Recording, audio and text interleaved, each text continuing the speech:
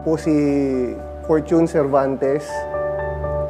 Background namin, contractor kami ng mga civil works, residential, also commercial establishments. So, nahagip namin tong si Alumpreneur somewhere dahil sa nakikita namin na maganda yung future para sa ganitong klaseng larangan. Hindi ko ina-expect na ganito yung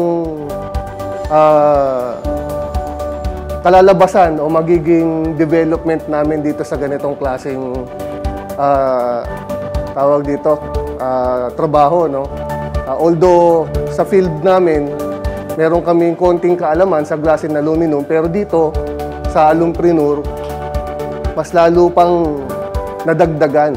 Mas naging deeper yung knowledge namin dito sa glass and aluminum.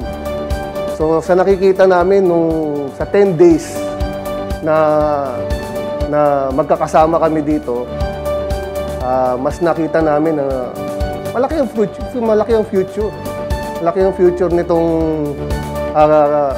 glass and aluminum. So maraming salamat sa kinatawan ng Alumpreneur, kay Sir Chris, kay Sir Adrian, at naging part kami ng 10th batch ng Alumpreneur.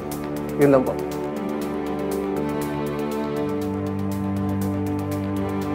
Unang-una, nagpapasalamat ako kay Sir Chris. Natutunan ko din yung sa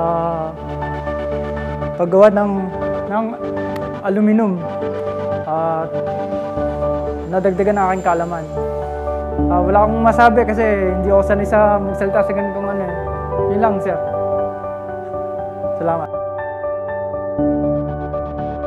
Ako nga pala si Jeggy Chico, taga Kalumpit. Ako po yung nagpapasalamat kay Sir Chris, kay Sir Adrian, sa mga kasama ko na tumulong din sa akin para matutunan ko itong fabrication, aluminum, and glass. Saka kay Lord din, kung di dahil sa kanila, hindi ko matutunan itong pag-a-assemble. Salamat po.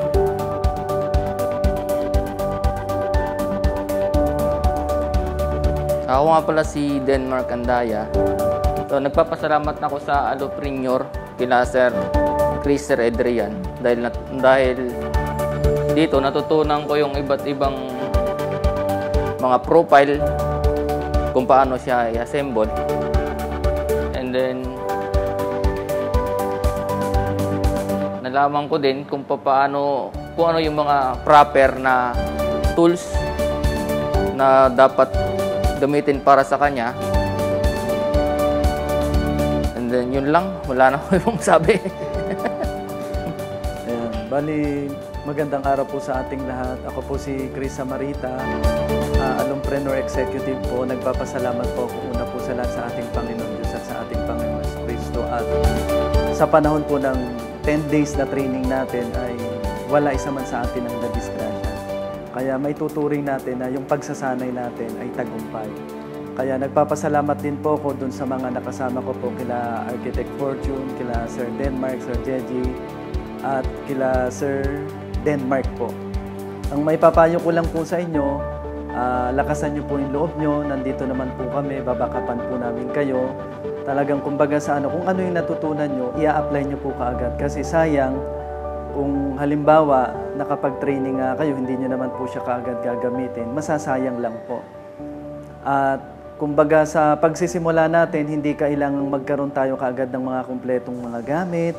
Diba? Ang kailangan kung ano lang muna yung meron kayo, diba? Doon lang muna tayo mag-start. Huwag muna kayong mag-invest kaagad ng sobrang laking pera dito. Iga-guide naman namin kayo mga tamang diskarte, kung paano start yung business na maliit na yung kapital. At higit po sa lahat, makakaasa po kayo. Kapag may mga tanong kayo, sabi ko nga dito, akyat lang kayo dito sa taas ng Senyi. Iga-guide namin kayo talagang kung halimbawa nakukulangan pa talaga kayo dun sa training natin, pwede naman po kayong pumasyal dito palagi po. Kumbaga nandito naman po kami. Kasi Kumbaga sa talagang pangarap namin yung makatulong po sa inyo po. Yun lang po, maraming salamat po at God bless po sa ating lahat.